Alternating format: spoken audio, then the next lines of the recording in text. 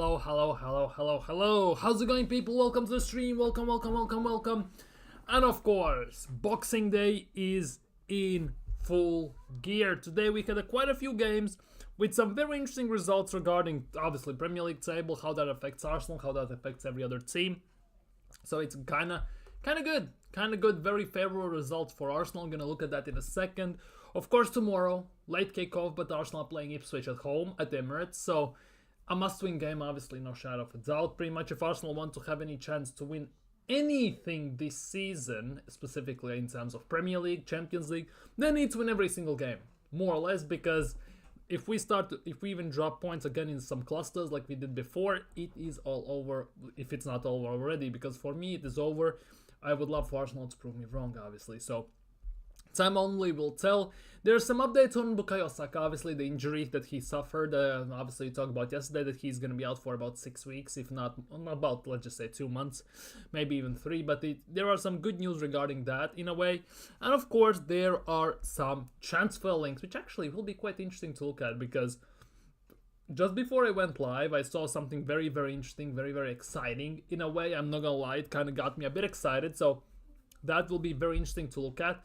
But yeah, but for now we're gonna look at some transfer rumors in general. We're gonna look at Bukayo Saka. We're gonna look at Ipswich preview, of course, starting 11, all that good stuff, and of course today's Premier League results. So if you're new around here, of course, don't forget to smash thumbs up, don't forget to subscribe, hit that bell, like the thing, share it around, leave your thoughts down in the live chat if you have something to discuss, or if you're watching this as a playback, of course, leave the comments down below. I answer to pretty much every single comment I get. So we'll see how this goes. But big up Marl in the chat, live already, here already. He says Havertz playing right wing tomorrow.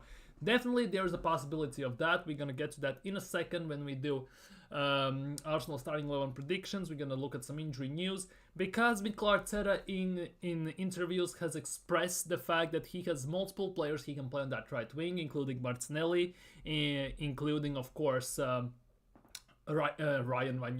Ranieri.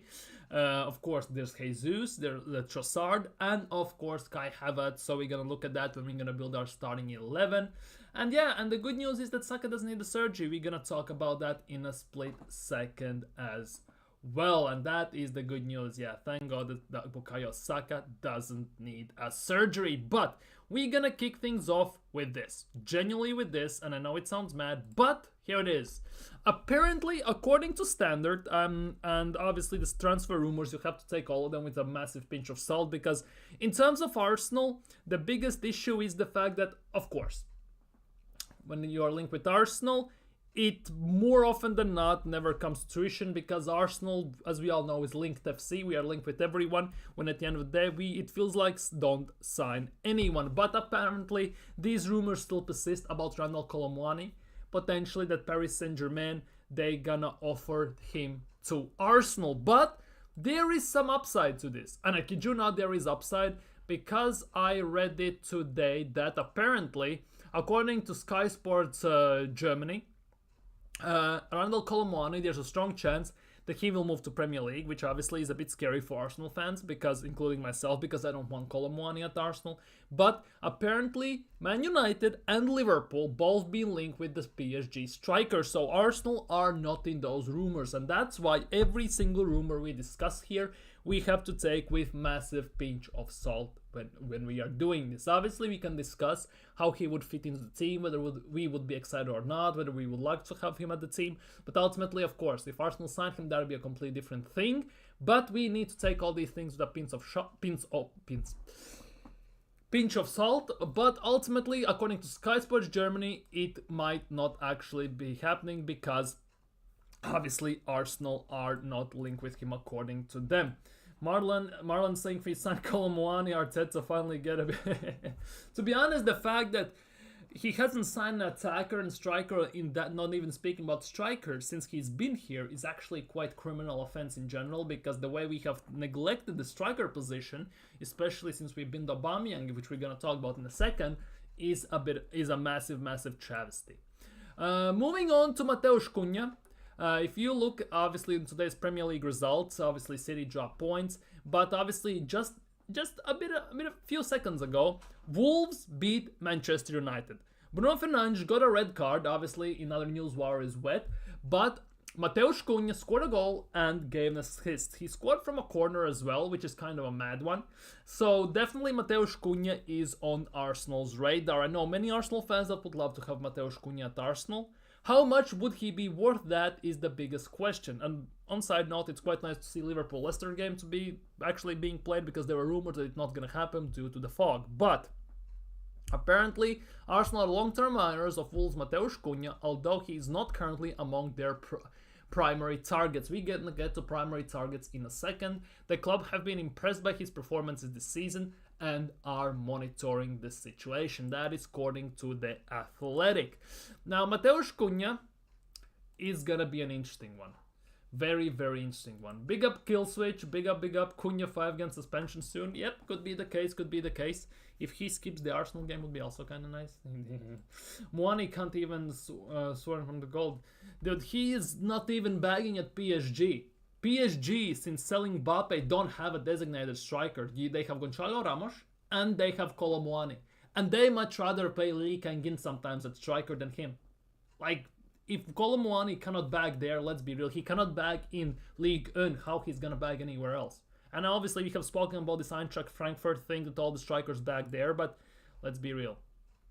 Most attackers bang for them as well. Side note to the youngster Arsenal, this has been a massive limelight this season, specifically in the last 2 or 3 months, about Max Daumann. According to close source, the first team are blown away by Max Daumann's talent.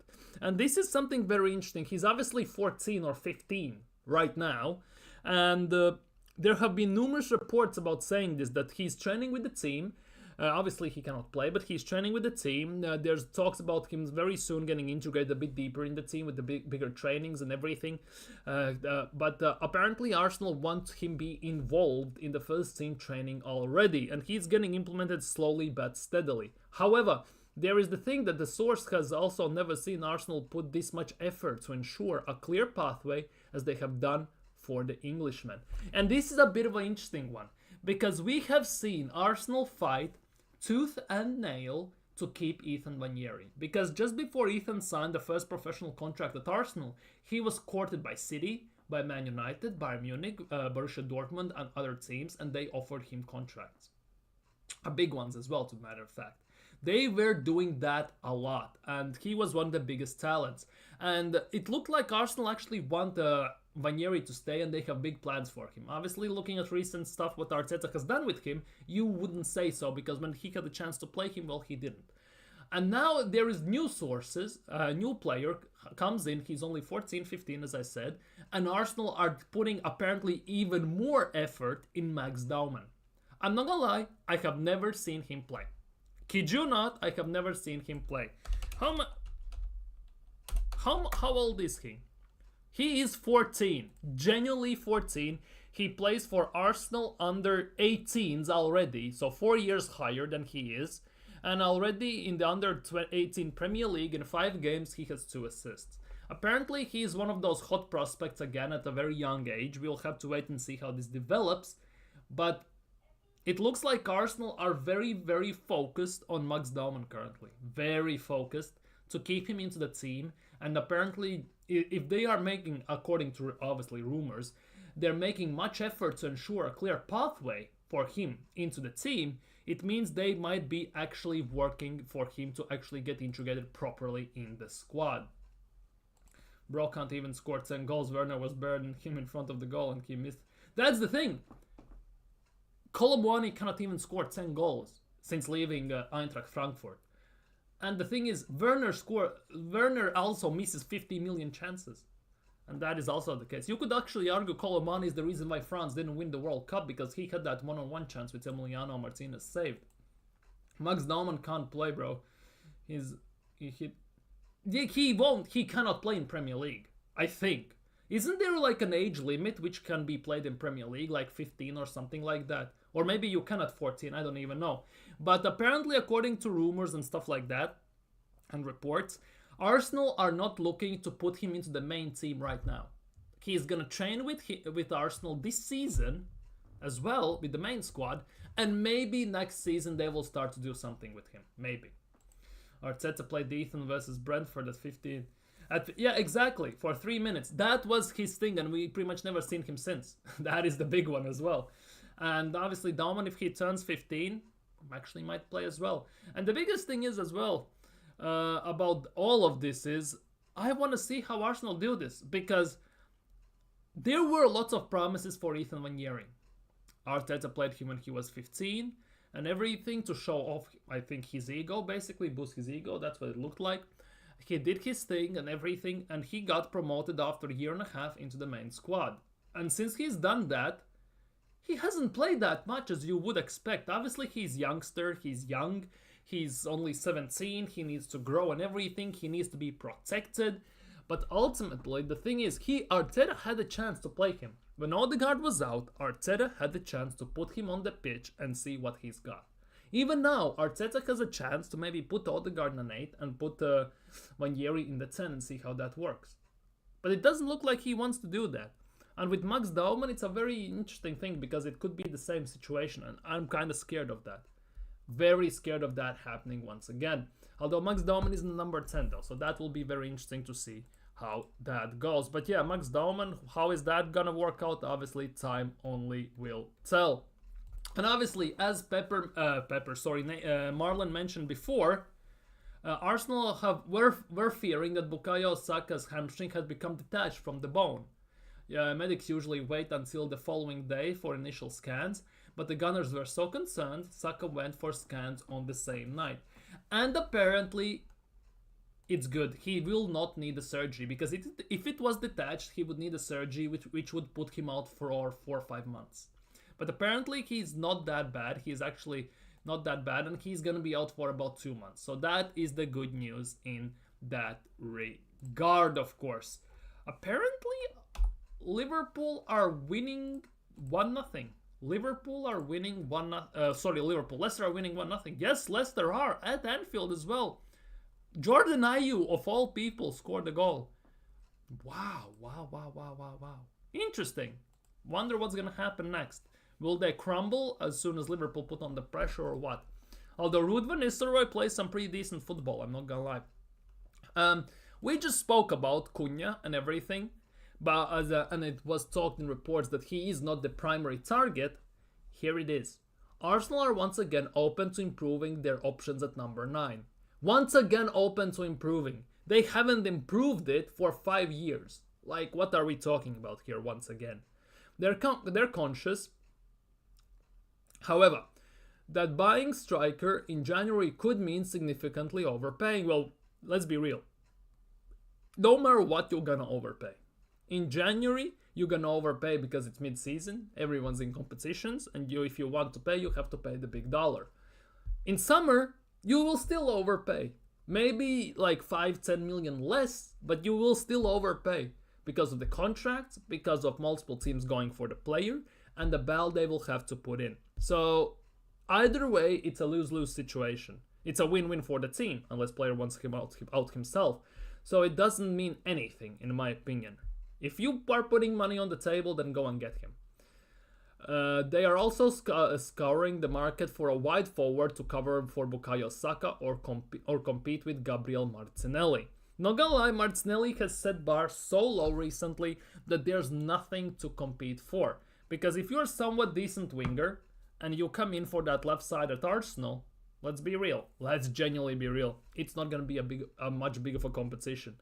Because Raheem Sterling, even though he's injured, he said he doesn't want to cut his loan short. He wants to fight for the spot. And let's be real, watching Martinelli on that left wing, Trossard on that left wing, basically stinking out the games, the bar is not that high. Let's put it the way it is. It's not that high, so I guess it is what it is. But long-term targets such as Benjamin Šeško and Nico Williams remain of interest, but are not expected to be attainable in mid-season.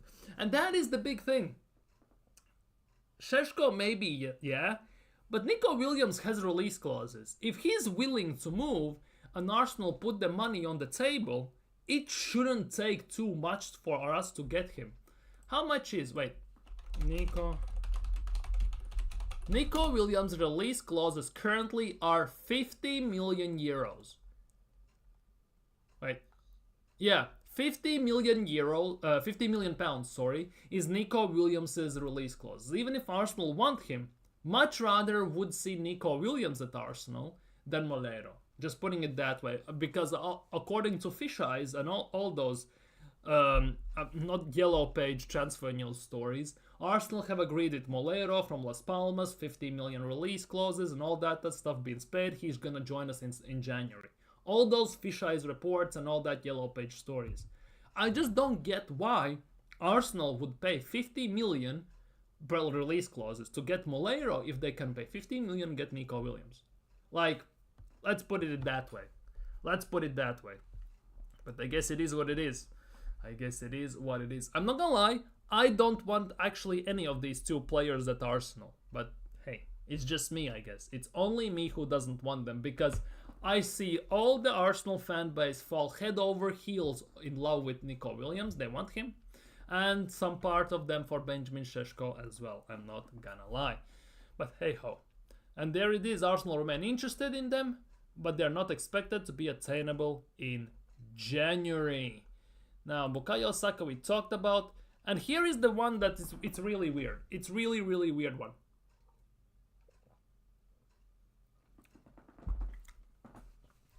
Apparently, FC Zurich have approached Arsenal to inquire about the availability of 21-year-old Nathan Butler Oyedeji in January. Now, here the thing is about Oyedeji, right? If we look at Oyedeji this season, he is kind of on fire. This season specifically. Because in Premier League 2, obviously he plays. He doesn't play for Arsenal's main squad. In 9 games, he has 7 goals and 6 assists, which is actually pretty decent for him. His value is genuinely non-existent, 100 cray, so it is what it is. But this season is the season he's actually doing things. Genuinely doing things. Because previous seasons, his stats are not that great. If we look for GA and all that stuff, as you know, many fans like to look at GA and everything.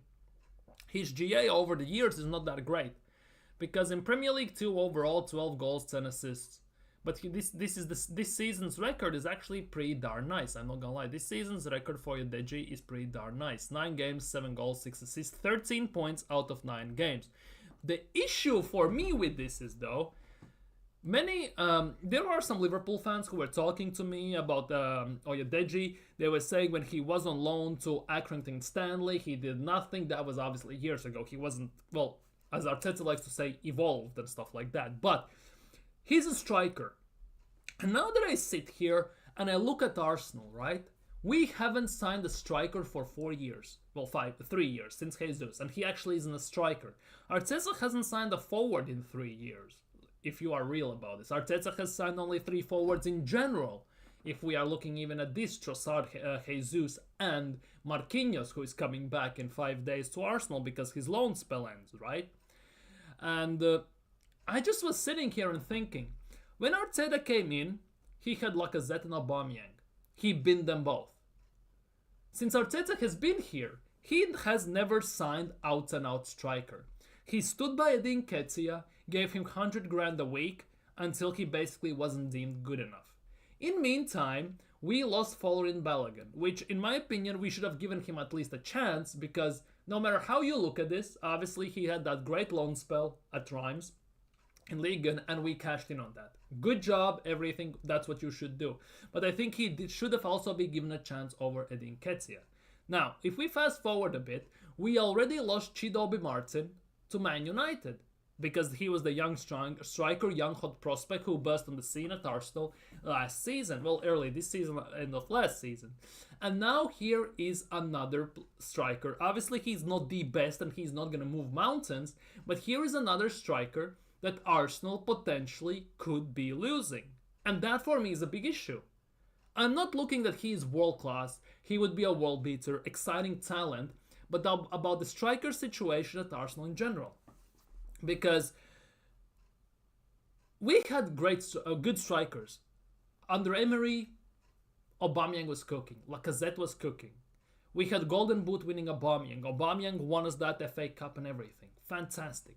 But he got binned, Lacazette got binned, Balogun got binned, Nketiah obviously wasn't great, but he got binned as well. In the meantime, Chidobe Martin, youngster, leaves. Balogun, obviously, Nketiah also, done and dusted. We signed Jesus, and we haven't signed a striker since Arteta has been here. Because if you think about this, Jesus isn't a striker. He's more of a winger than a striker. Arteta said himself he signed Havertz to be a midfielder, not a striker. He basically had to throw kitchen sink at it and see what sticks at the end of the day. And that's where he hit the purple patch in the last season. So if we look at things, Arteta hasn't signed a striker in general since he's been here, and he has been under his regime. We have lost every single striker we have had, bar obviously Oyedeji currently, but we could lose him as well very, very quickly and very, very soon. And that for me is a big issue, because how do you think you're gonna win the league or any cup per se if you don't have a designated striker, a bagsman up top who's gonna bag goals game in, game out? Well, more or less, let's be real. But who's gonna bag you goals? And people get on my case for saying this, but this is not good enough. This is embarrassing. This is shambolic in my opinion. The fact that we have binned every single striker we haven't signed a proper striker still, and we haven't replaced Aubameyang still.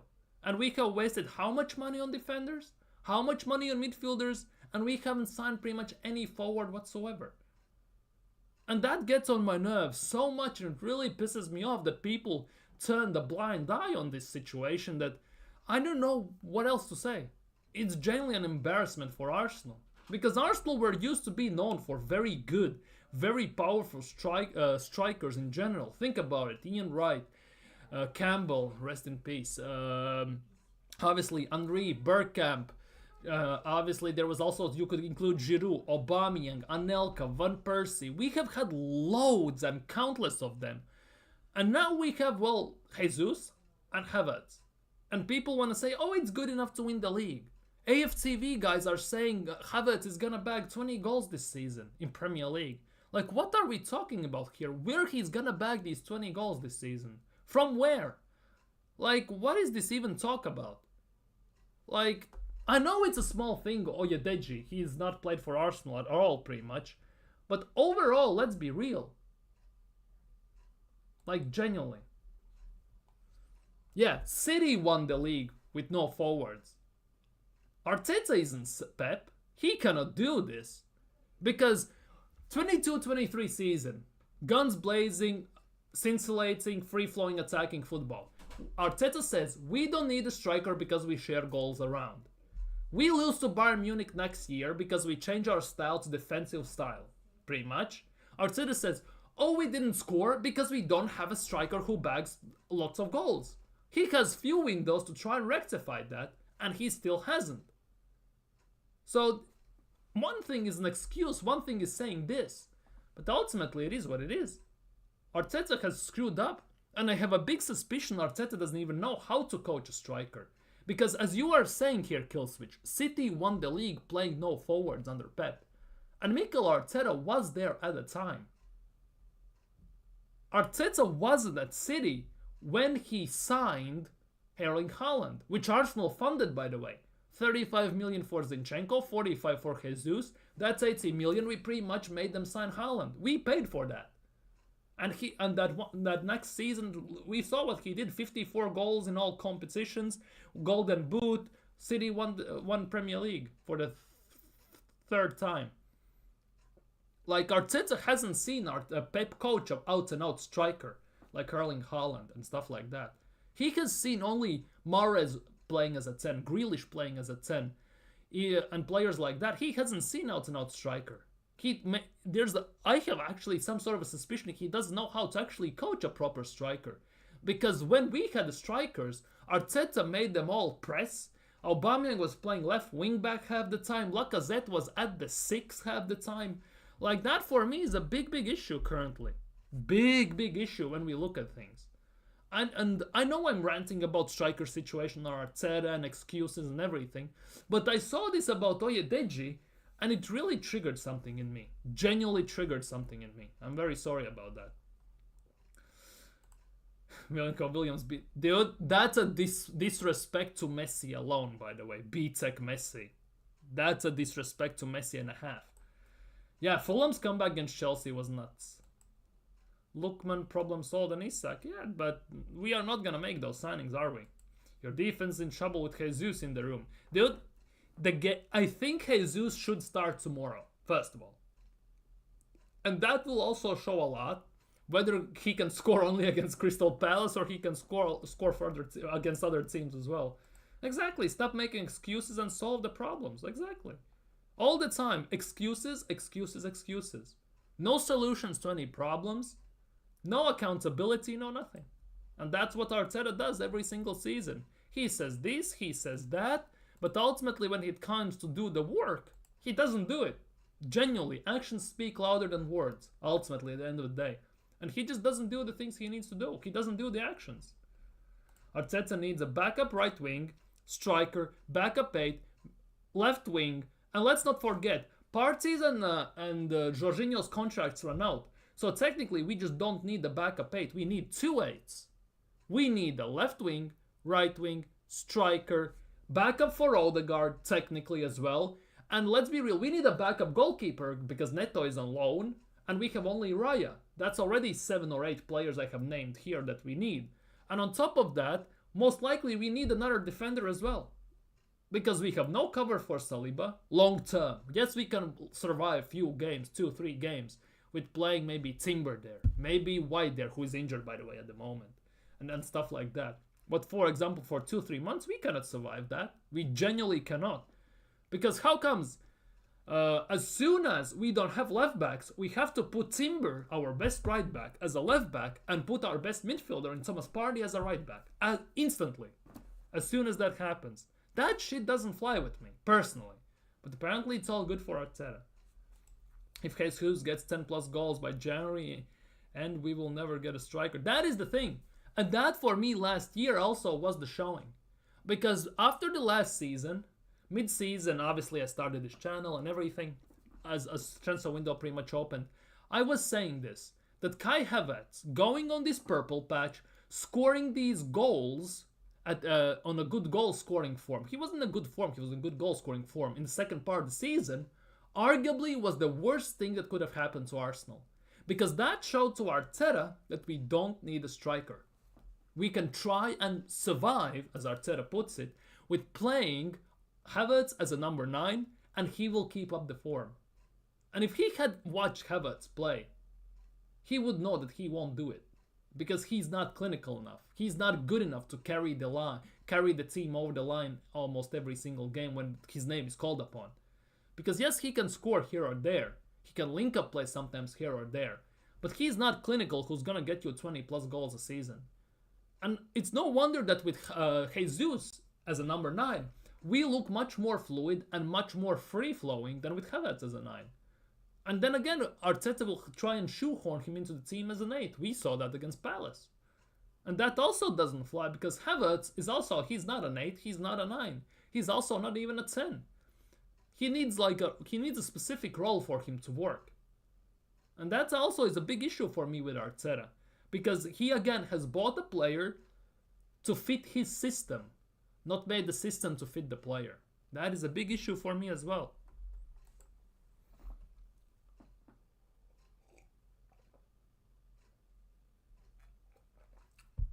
By the way, on how many goals currently is Jesus on?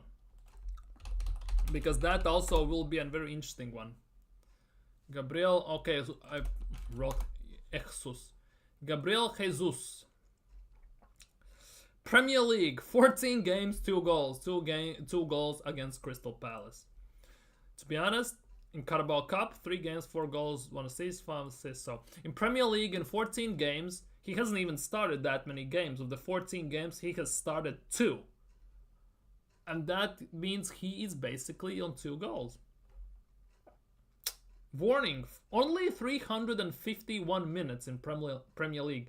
351 minutes out of 14 games. That comes out to average about what? 25 minutes a game? Something like that. That's also not good enough if he's your main guy. Because we are paying Havertz 280 grand a week. And we are paying Jesus 245 or something stupid like that. We are paying more than $500,000 a week to Havertz and Jesus alone. We are paying more than $500,000 for two strikers at our club who actually cannot score goals. Like, that is also stupid as hell. Listen, Arsenal are doing good in the league and still in all cups. It's just Liverpool position that makes you feel bad about your position. I wish my team was in your position. Dude, Spurs, that's a whole different story. But for me, it's not Liverpool that makes me bad in this position. That's the thing. Over the years, I'm seeing regression at Arsenal in terms of points, in terms of performances. Last year, we got lucky because none of our pretty much main guys got injured last year as well. Saka was never injured, Odegaard was never injured, Saliba, Gabriel, Raya, those guys were never injured. This season, they're dropping like flies. And this year, we have bought new defenders, Timber is back, and everything. We have bought a better midfielder in Merino and all that crap, right? Yet we are looking much worse than we did last season. Like, that also is not correct. That shouldn't be the case. Because I saw this stat where in 22-23 season, after 16 games, Arsenal were on 43 points. Last season, after 16 games, we were on 39 points. This season, after 16 games, we were on 30 points. So in course of one season, we are 9 points short from where we were last year, with more money spent and so-called better players, fixed bench and everything. That is not serious. And I don't want to hear excuses that Odegaard was injured, somebody was injured, too many red cards. Because we should be in a position with all those 800 million spent where we have proper backups, we have fixed proper bench, and we are prepared for more or less every contingency possible. And we're not. We have the smallest squad in the league. Our team solely depends on 2-3 players being on form, and our team solely depends as well on not getting injuries. And that is it. And that shouldn't be the case after 800 million. Liverpool are doing great. Last year they were as well there where they are right now. Yes, they maybe were not 8 points clear, or 6 or whatever they are at the moment. But last year, at this stage of the season, they were second. 3 points or 4 points behind first place. They were there. City were fifth with 6-7 points behind. Liverpool were there. Liverpool, there was never be a massive drop-off. It's just a surprise that Arne Slot has figured out how to not to have this drop-off. He instantly has elevated the team. And that's, let's be real, is the case with world-class players. Yes, they're aging. Salah, Trent, Van Dijk, Alisson, yes, they're aging. They're getting injuries at times. But they still have it. They have it. If you know what I mean. They have know-how effect. They have it. They have done it. Arsenal have none of that. They have never done it. In nowhere. Because the only player that's still in the team of the final in the 5 years ago when we won the FA Cup is Kieran Tierney. Only player who played in the final. Saka was in the team, but he didn't play semi-finals or finals. Martinelli at the time was injured. Those three are the only players who were there. And Tierney is the only one who has set foot on the pitch this season in the last few games as well. He's the only one. Saka got his medal, yeah, cool, but he never played there. And if you start to tell me about these charity shields and stuff like that, I don't give a damn. Because if you count charity shields, you might as well count the Emirates Preseason Cup. You may as well count the Dubai Cup, which we won in mid-season and stuff like that. Like, it's unserious. It's not serious what Arsenal are doing at the moment. And it's getting so heavily on my nerves, it's insane. Anyhow, I guess rant over, I think. Here is some good news.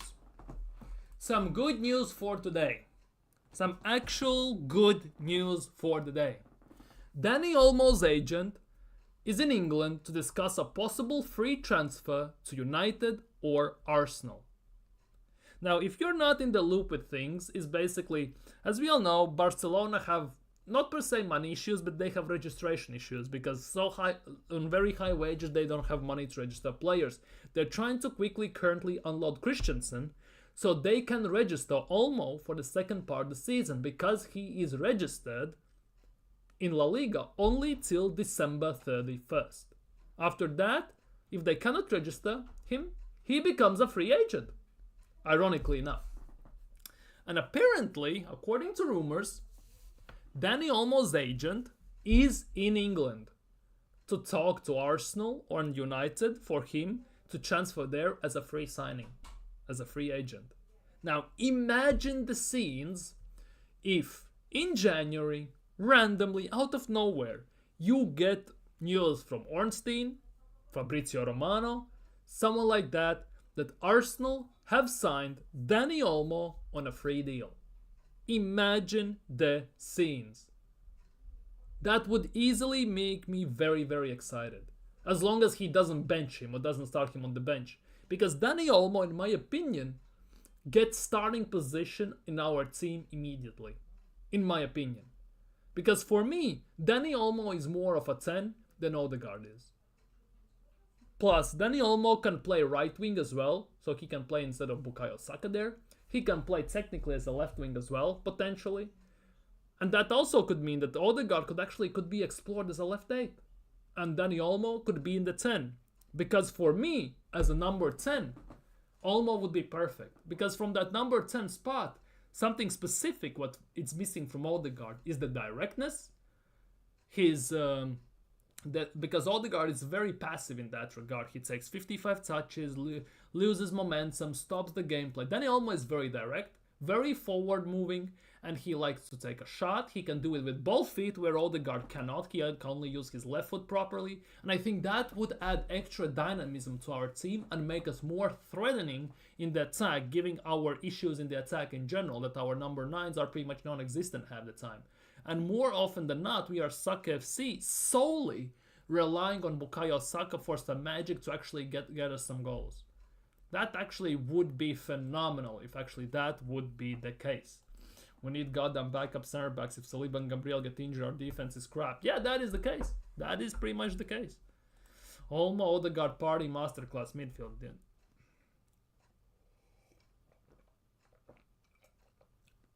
Imagine the scenes. Imagine Arsenal would sign Dani Olmo. Man, let me dream for a second and just imagine Dani Olmo holding up the Arsenal shirt in January, by the way. Because Arteta always is boasting about, oh, if there is an opportunity in the January transfer window, we'll be all over it. If opportunity presents itself, we will take advantage of it. You cannot look me straight in the eye, right now, straight in the eye, and tell me that if Dani Olmo in January 1st is a free agent, it's not an opportunity. It genuinely is not an opportunity. Lookman, Isak, Saka. Could be. We'll never know, obviously, but could be. Olmo is injury prone. Ay, Dios mío, man. Ugh. There are players I'm willing to take risk on. I'm gonna put it that way. Our defense is whole injury prone, more or less, and that is a big issue. But our attack needs something extra. And I much rather would have Dani Olmo than nobody at all, first of all. I would have loved for Arsenal to try and sign Pedro Neto, if that would be the case. And Olmo is also not that injured all the time, if I'm not mistaken. He's similar like Jesus, if I'm not mistaken. He's injured for long periods of time. He's out for small periods of time. In 11 games, he has 11 goals. That's actually 5 goals. That's actually not bad. He missed 8 games. Well, 6 games, if I'm not mistaken.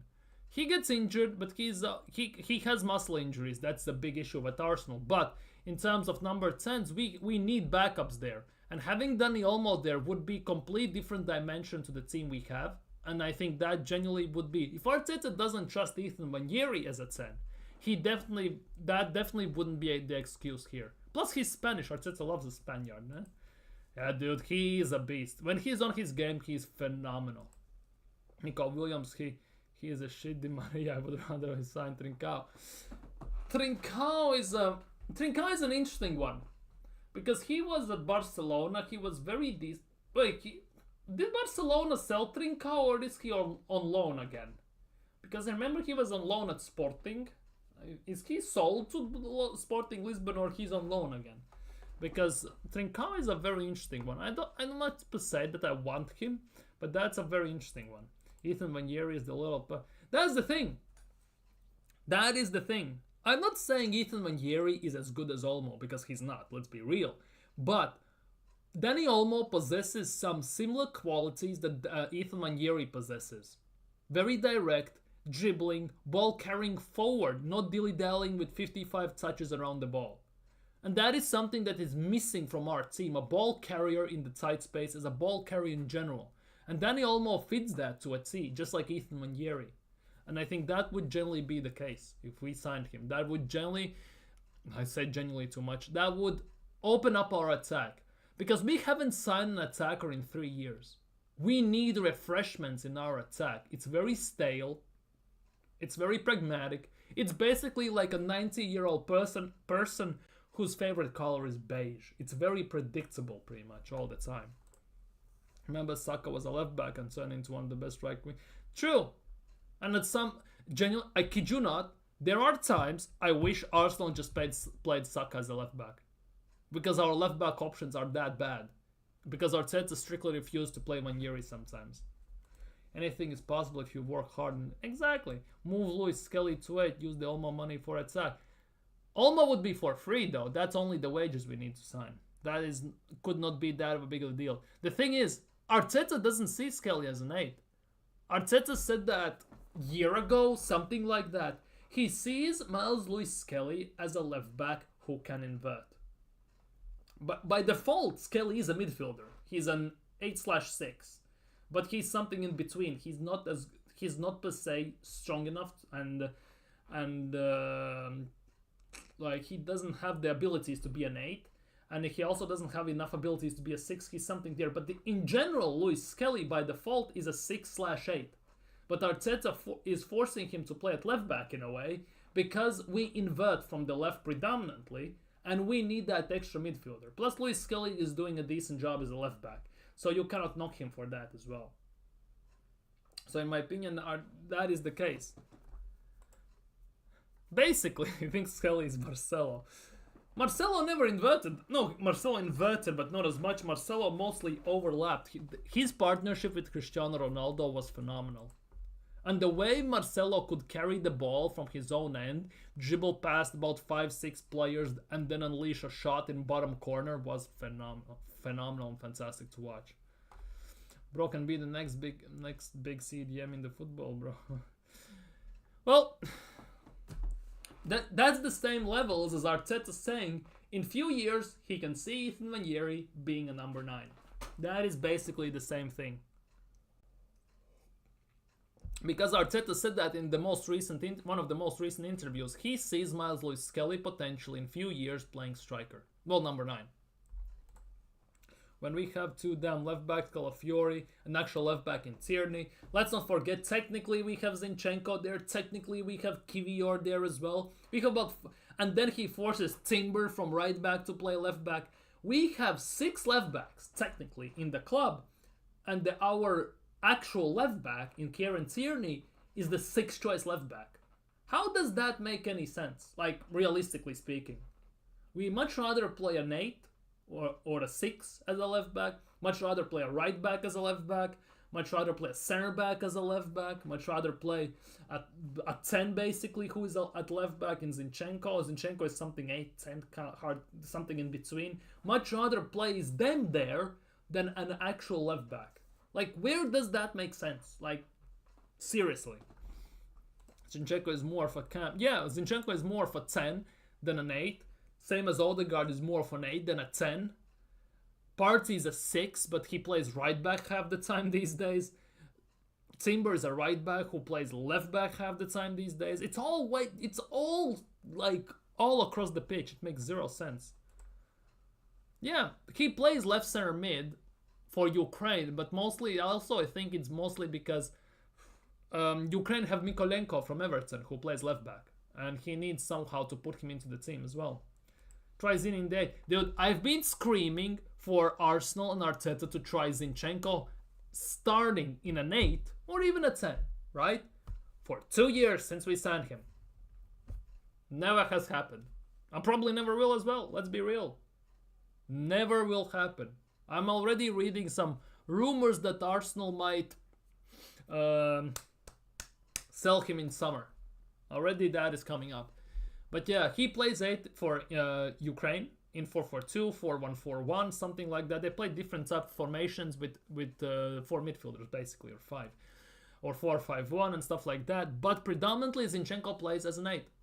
He played left back in Euros 2 games. Both of them he stunk out the place and he got hooked for the 3rd game. And ironically enough, that left side instantly looked much better, by the way. Yeah, and he thrives there. He can be... Exactly. Imagine Zinchenko as an 8 with Odegaard and Partey or Rice in the DM army. That's the thing. Zinchenko is very good at making some... at passing.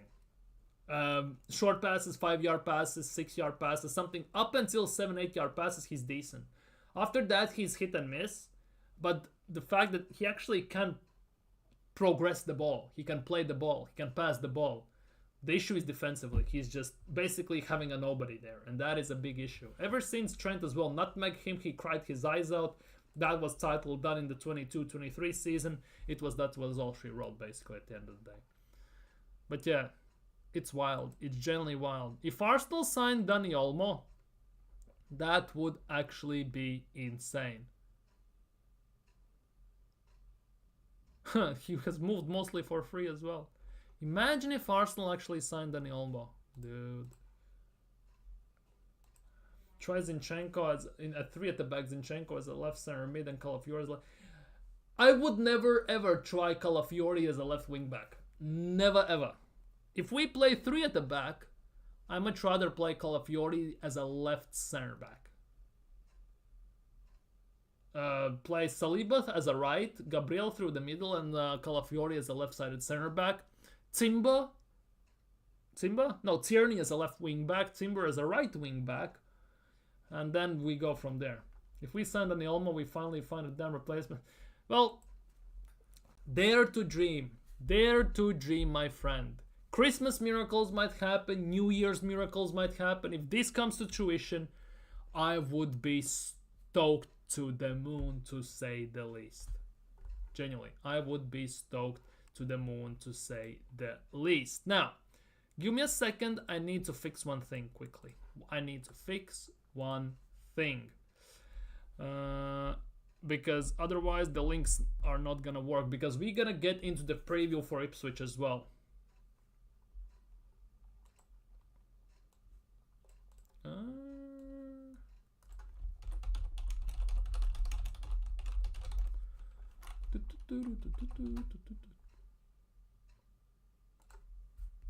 Okay, I think it is done. Let's talk a bit about Ipswich.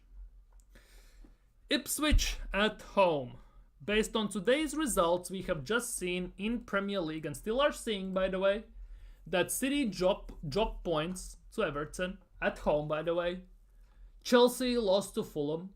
Newcastle dismantled Aston Villa. Duran's red card was a 50-51, I'm not gonna lie. Nottingham Forest beating Spurs.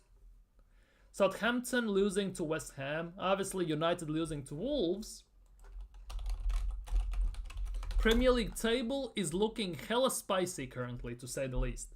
Premier League table is looking hella spicy because obviously Arsenal are 4th in the table. Now, as we speak, Liverpool on stroke of halftime pretty much are still losing 1-0 to Leicester City. Wait, as I'm here, right?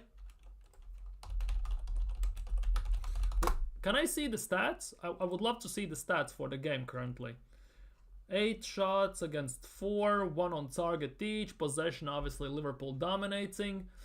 Passes, pass accuracy, fouls, Liverpool fouling more, 1 more yellows. 8 corners, holy crap.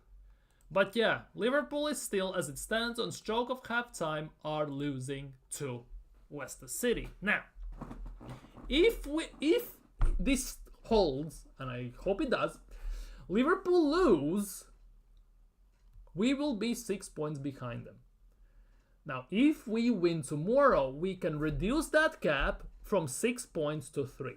Obviously, Liverpool will still have game in hand, but obviously it's much better to have points on the board than game in hand, because against Sean Dyche's low block, it would be insane story, however it may go, because it's never going to be an easy time for anyone.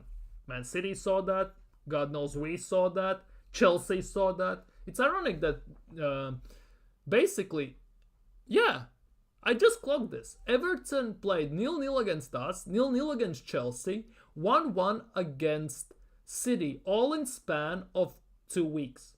They basically held all the challengers basically for the title, and I don't care what anyone says, Chelsea are up there, they're challenging for the title, on a draw. If Liverpool lose today, tomorrow's game has insane amount of pressure on it. Insane. And we all know how well Arsenal do under pressure. This will be also our first game in a year almost without Bukayo Saka starting as a right wing in Premier League in important games. So there will be insane amounts of riding on that game as well. It's his birthday today. Yep, it's Ramsey's birthday today. Yep. Simba played some CDM at Ajax too. Yeah, he played center back, right back, and number 6 as well at times. His brother plays as a 6/8 as well. Bro, if we don't play good tomorrow, we ain't... Yeah, and that is the big thing. If this result holds up, as Leicester are still beating Liverpool, we'll see. Why you have to do this? Why you have to do this? They just scored as well. Gakpo scored. Oh, come on, man. So basically, Liverpool are gonna win this game. Never mind what I said. Forget what I said. If this holds, it won't hold. Liverpool will beat them 4-1 at the end of the day. They will score 3 more goals in the second half, in my opinion. But yeah, as long as we keep them in a reaching distance, 6 points, that's a 2-game swing, that's not too much and everything, we still technically have a chance. The issue with this is, though, Arsenal need to win games we cannot afford to drop points, because last year, right? In 38 games, we won 28, we drew 5, and we lost 5. So basically, we dropped points in 10 games. This season already, in 17 games, we have dropped points in 8 of them. Basically, half of the games we have played this season, we have dropped points. And that is a big issue, because we don't have pretty much any other leeway at the moment, and we cannot afford to drop them anymore. We need to win, and we cannot afford to lose. And so on top of that, I much rather win 2 games and lose 1 than win 1 game and draw 2. That is also a thing. We cannot afford to draw games anymore. It's either we win or we don't. Because getting a draw pretty much at this stage, it will be like a loss in a way. Because, as I said, if we take 2-3 game span, much rather to win 2 and lose 1 because you get 6 points out of 9, than to win 1 and draw 2 because you get 5 out of 9. In this stage, already in halfway season through, we need to win no matter what. Genuinely, no matter what. Arsenal went 16-1-1 their last 18. Yeah, they did. We did. And we dropped points in 1 game where Arteta decided to play Havertz the midfield. Havertz went on a goal scoring, on a purple patch and scoring goals. Do you have any trust that he's going to do that this season as well? On top of that, all that happened after the Dubai trip, after we went 1-7 in December, where we lost the league pretty much, and obviously before that to all the West Hams and West Hams and Fulhams and teams like that. Last year we went 16-1-1. The thing is, though, we had no injuries last year. Most of our guys stayed injury free. Our best guys were never injured. That is the biggest drawback of all. And no matter how you look at this, we had, as weird as it sounds, bigger squad than this year. Last year we had 25-man squad. This year we have 22-man squad. But now we are looking that we're going to be without Ben White till February. We're gonna be without Bukayo Saka more or less till mid-February as well, if not March. And Saka is gonna be 2 months basically, right? And Saka is gonna miss all the Carabao Cup games, most likely. He's gonna miss the FA Cup game. He's gonna miss the games against Spurs, against United, against Brighton, against Brentford, all away games. So it's gonna be hell on earth, to say the least. If Arteta doesn't figure this out and he doesn't sign the players we need in January, we might as well pack it up right now. Because as we all stand, as I said, 6 points behind Liverpool, they have game in hand, it is what it is. But we need to make improvements in the team. The team is screaming for improvements. Arteta is earning 15 million a year. And for what? Genuinely for what? Arsene Wenger in his twilight years, last 5 years, with much worse team. Let's be real. One more than Arteta has won with 800 million spent. And his super squad, according to Top Gunners. That also doesn't fly. We don't have a Dubai trip this year. We have no time to take a rest, take a break. We have games coming thick and fast. And I think, if I'm not mistaken, due to Carabao Cup, FA Cup and Champions League, till the end of January, we pretty much play every third day. And that will basically show. If we survive all this January, and we need signings, by the way, on top of that in January. If we survive January, and we don't drop points in January, we are golden, potentially. But I have no faith in this team currently that we are not gonna drop points anymore. Because for us to win the league, we need to win almost every single game. And with all the injuries we are suffering, and the injuries that most likely inevitably, as much as I hate to say this, will happen, I don't see it happening. I genuinely don't see it happening. As bad as it sounds as an Arsenal fan. And that is a big issue. That is a big issue. And lots of things also right on other instances. What's going to happen to Forest? What they will do in January? What Man City is going to do in January? Because Man City are shit at the moment. Let's not beat around the bush. They just drew against Everton, just like Arsenal and all that stuff. Don't care. They have won 1 in 13, right? However, they are only 5 points behind us. Only 5. And we still have to play them. At Emirates, I know, but still have to play them. And they are technically only 11 points behind Liverpool. Well, if Liverpool win today, they will be 12 points. 12? No, I'm yapping. 14 points. Maybe they cannot catch Liverpool. But Man City can get back in that top 4 race very easily. They're only 5 points behind us. Yes, we have game in hand, but ultimately, they will, even if we win, they'll be 6 points behind us. Okay, cool. What does that mean? 2-game swing. That's nothing. For City, that's nothing. The question is, have City players given up on Pep? Because it feels like on the pitch sometimes, they don't play for the manager anymore. They have been drained. Doing a forfeit, winning the treble and everything, it genuinely has drained them. And they are kind of tired fully. And there's not as much physically maybe, but mentally specifically. Time will tell, obviously, but it is what it is. Is the second in the league, Carabao FA Cup win, and a UCL semi-finals a good... No, it's not. For me, it's not. Genuinely, it's not. Because it's been 5 years. I need Premier League or Champions League. As much as I would love to win trophies on the way. Carabao Cup, FA Cup, stuff like that. But I need the big ones. I genuinely need the big ones, personally. Because 5 years, 800 million... you have to win something major. Because that's the biggest thing. The hypocrisy in this Arsenal's fan base is very nuts. Yes, we can banter about City, about Chelsea, about whoever we want. But at the end of the day, we are laughing at Chelsea for spending $1 billion over on their players. But they are above us currently. They are in that race. We are bantering Liverpool for being History FC. Because remember, under Brendan Rodgers that happened.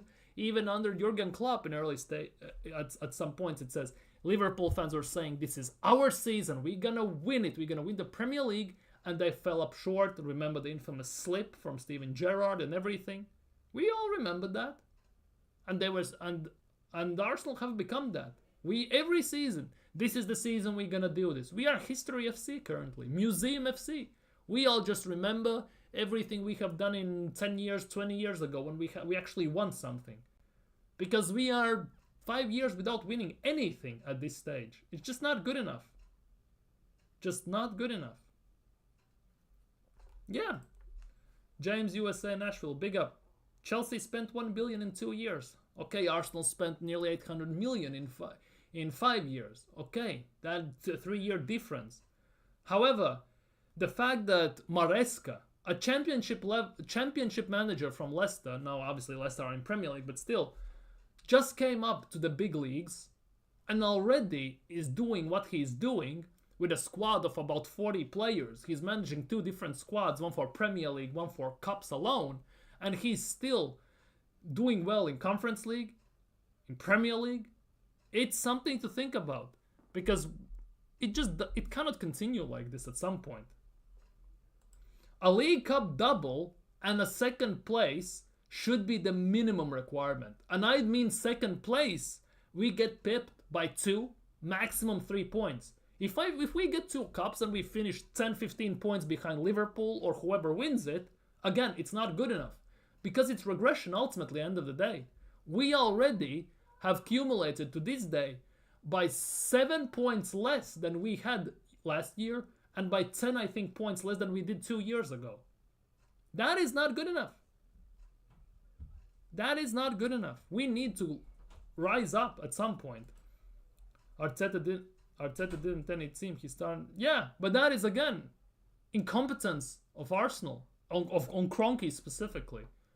How can you give this type of a club, one of the biggest clubs in England, top 20 in the world, you would say, a job for a novice? That's like me going to my country's biggest bank internship, and they instantly promote to the biggest bank manager to oversee all the franchises, everything. What does that? Who does that? Who gives a novice basically a wheel for the big guns instantly? Nobody does that. Which team of the big teams does this process? Which big team does process these days? Does Real Madrid tolerate 5-year process of no trophies? Does Barcelona tolerate that? Real Madrid sack managers after winning their La Liga, after winning Champions League. Barcelona does the same thing. Bayern Munich does the same thing. Xabi Alonso, season 1, goes into Bayer Leverkusen, does the Invincibles in Bundesliga, loses whole season 1 or 2 games, and the only loss they had was in Europa League final. Like, there is levels to this at the end of the day. Genuinely, there is levels to this. And Arteta, so-called, is not it. He is our Brendan Rodgers at the end of the day, in my opinion. He has gotten us this far, but he is not the one to get us over the line. At the end of the day, thank you for what you've done, but it's time to move on. Just like Liverpool did. They had Brendan Rodgers, didn't cut it, they brought in Klopp, and they did it. And that's what Arsenal need to do right now. Genuinely do what Liverpool did. Yeah, we can't. Yes, he did, but we haven't won any. That's the thing. We haven't won anything. Genuinely nothing. 1 FA Cup in 5 years, that's not good enough. Arsene Wenger, with pretty much spending no money every window in last 5 years, won Carabao Cup, 2 FA Cups, finished 3 times in Champions League positions, in Europa League, and then out of top 6, if I'm not mistaken, and we sacked him for that. We sacked Arsene Wenger for not winning Premier League, for not getting enough trophies, and not being in top 4. And now when we don't win we are now in top 4 and not winning trophies. Everyone's dancing around in their underwear, happy. We are in top 4. We have the best looking Spaniard we know and everything. Like, double standards at the end of the day. Agree, he's not showing he can. Exactly. And it's 5 years into the process. And again, same damn mistakes every single year. How comes you do the same things every single year? It was Einstein, I think, who said that doing the same thing over and over and over again and expecting different results is basically a sign of insanity. And that's what we're doing. Same mistakes, tactically, substitutions-wise, management-wise, same mistakes all the time. And where has it gotten us? It's cool that we finished second to Pep. It's 2 times. 2 points only last year. But that's on us. We should have won the league last year. We should have won the league 2 years ago. But we didn't, we balled it. 3 years ago, we should have gotten top 4. 5 games to go, we need 2-3 points from the games. And we balled it to Spurs, by the way. We balled it to you, Killswitch. Remember that 4 years ago. When we finished 5th for the after 2 times finishing 8th. You got top 4. You had to win the games, we had to get few points, and we balled it at the end of the day. We ain't even won the Champions League. Exactly. We haven't even won Champions League. We get bantered for that. Nottingham Forest can come to us and say, where's your Champions League trophy, guys? All we can do is say, oh, but is yours gold. That's only thing we can do. Oh, but is yours gold at the end of the day. Only thing.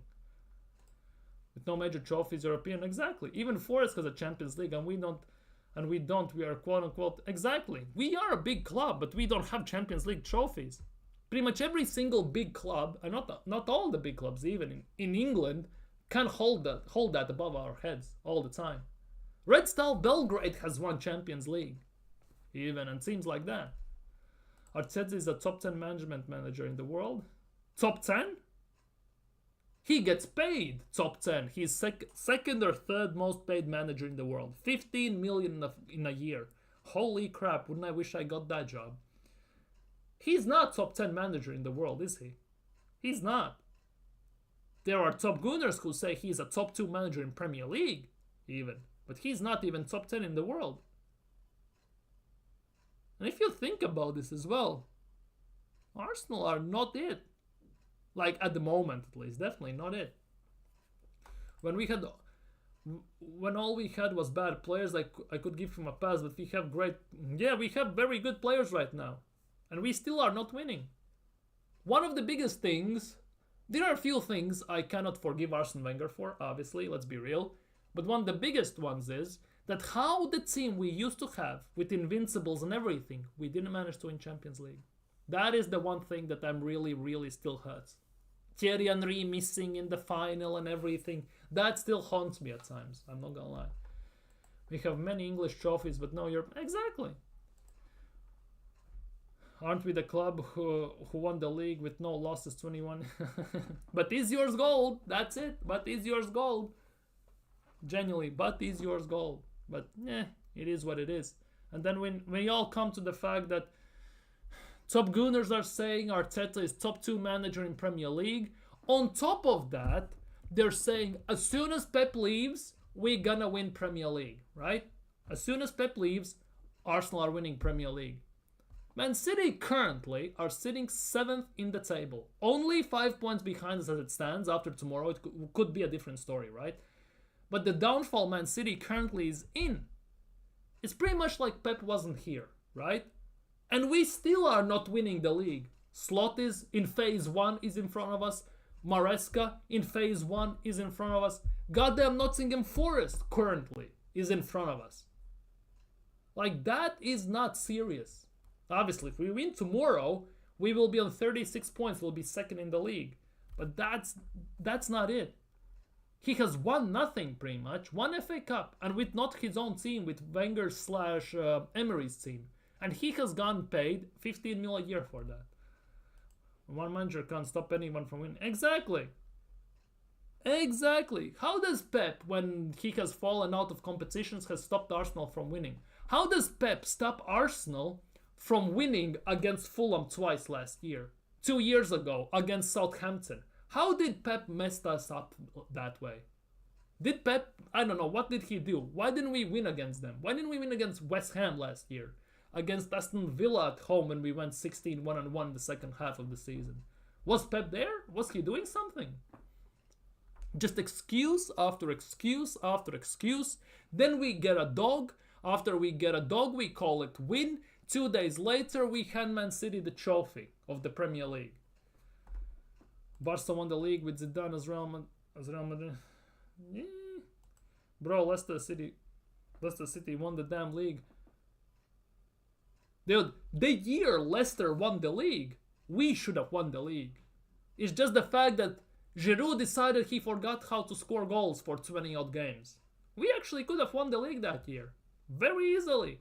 We were the only team in Premier League who managed to beat Leicester home and away, by the way. Only team. No other team did that year. But yeah, hey how? We've always been like this. We've always come up this close to winning the Premier League in last I would say 15 years, about 2-3 times. And then it has been a 4-5 year period where we are at best in sub 4. Now we are there, again, last 2 years, this close to winning the league, and I'm afraid it's gonna slip away again, and we're gonna go into a free fall and battle for top 4 very, very soon. Because for me, this summer was the window to sign players to close the gap to City, but we did pretty much nothing, and the other teams did everything to close the gap to us at the end of the day. We didn't close the gap to City, other teams closed the gap to us. And that is it. That's all she wrote. Yeah, but we can't win the league. Liverpool City haven't been us in years, but we can't win the league. Exactly. Our top 6 record is phenomenal and everything. Always dropping points. Exactly, and that is a big thing with Arsenal. We can play against top 6, all fine. As soon as we have to play these Evertons, Southamptons, Burnleys, Fulhams and teams like that, we drop points. And that's on them again.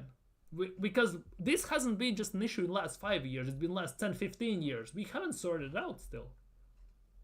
Exactly, Liverpool did nothing in the summer. Liverpool as well, specifically in the midfield, are few injuries away from as well a meltdown in the midfield.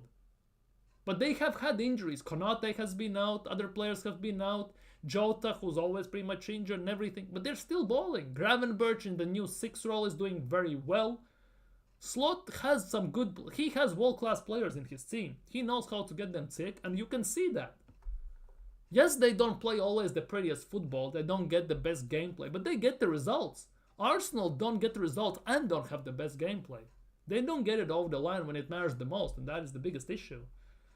If Arsenal today go and use 250 million and change front 3 players, they win the league immediately. Buy Gyökeres, João Pedro, Osimhen, another winger.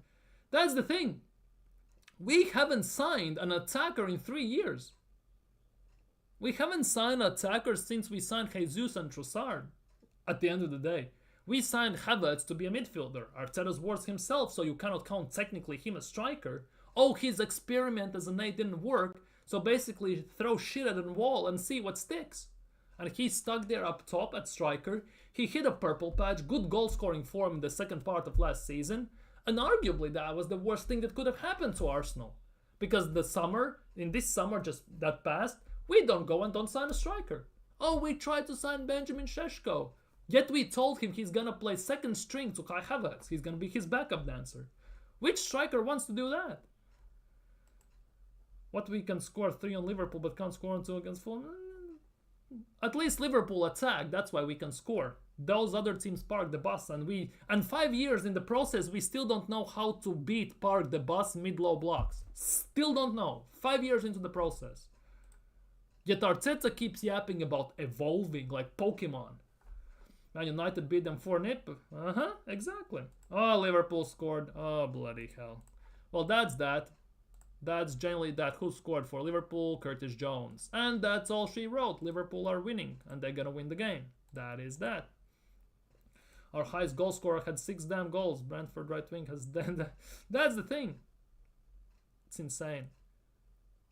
To be honest, if you look at our striker situation, you could strongly make an argument that at least 50 to 60% of Premier League teams have better strike force than Arsenal. Arguably. Anyways, quick starting 11 and I'm gonna sign off. Raya in goal. Right back is gonna be Timber, because if there's no Timber, I'm gonna be super pissed. Jurrien Timber plays right back. Of course, Saliba. Gabriel. And, well, I have to go for him. I will put Miles Lewis-Skelly as a left back because he has done it that well.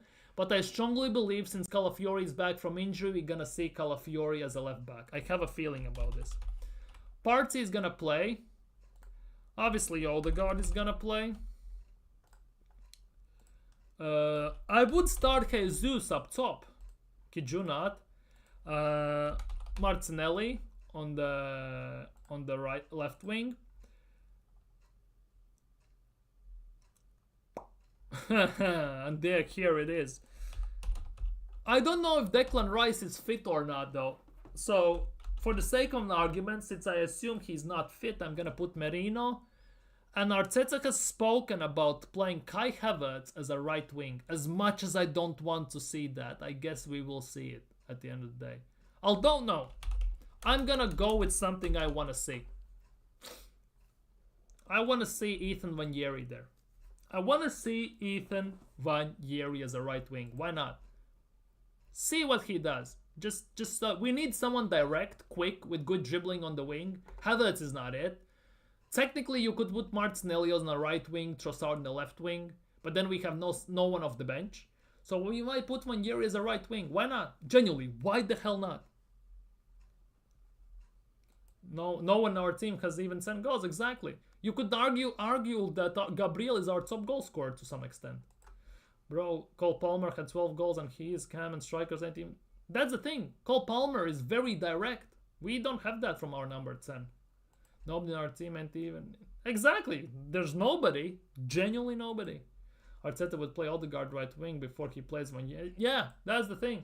But that would be my starting 11 for tomorrow's game. I'm going with a 3-1 win. I think Delap somehow will nick a goal. Somehow. I have no idea how, but he will get a goal. But I'm going for 3-1 Arsenal win for tomorrow against Ipswich. It's going to be a tough game. I think they will throw a very dirty block, low block, potentially. Unless they're going to try and play like they did against City. Then we're going to face like no tomorrow with the press. Obviously, time will tell. But for me, I think it's going to be 3-1 Arsenal. Yep, Sterling has been a wasted loan. Thankfully, we only play 100 grand. Rest 250 play Chelsea. Lucky for us, we only pay 100 grand a week for him. Chelsea pay the rest of his wages. Luckily for us. Merino is more of a deep lying playmaking CDM. Exactly, but I don't know what's happening with Declan Rice. Will he be back or not? That for me is the biggest question. And since I have no information, I haven't checked up on it, which is on my fault, on my own, I think Merino will start there. I believe so. Unless he decides to start Kai Havertz in the number 8 like he did against Crystal Palace. Don't forget that option. But for me, Merino should start. But yeah. Anyways, I'm going 3-1 Arsenal. It will be a tough game. Most likely low block as well. We'll see. But I think Arsenal will get the job done. At least I hope. I said the same thing about Everton. We all saw how that went. So yeah, 3-1 Arsenal win. Zinchenko, I think he should be, but I don't think he should start. Skelly should start in my opinion. Give Skelly time. He hasn't let us down still. That is the only thing. Calafiori is back from injury, right? And he's fit. He played last game as well. As a sub, but played. So for me, Calafiori is Arteta's love child pretty much, in a way. And I think he will start. But personally, I would love to see Miles Lewis-Skelly over Calafiori. That's my personal opinion. This would be my starting 11 for the game. Because predicting Arteta is pretty much impossible. I don't want to see Calafiori as a left back, but it's Arteta, so we'll see. But for me, Skelly should start. Hell no, Calafiori left back will get cooked by like... If I speak, I'm in big trouble. Anyhow, if you're watching this, thank you so much for being here. Like the thing, subscribe, hit that bell. Thank you so much for being here. You have been phenomenal. Great chats. Big up Killswitch. Big up Marlon. Yeah, I don't want that PTSD as well. Big up BX Gunner, James. Big up everyone who dropped by. Take care. Have a safe evening. Have a great tomorrow. Of course, Arsenal play tomorrow. So let's hope the 3 points will be in the bag. So stay safe. Stay amazing. Have a great evening. Relax. Chill. And... Might not be tomorrow, most likely on Saturday. See you all on Saturday for the game review, reaction, and all that stuff. Maybe tomorrow, who knows? Time will tell. But yeah, for today, I am out. Like, comment, subscribe.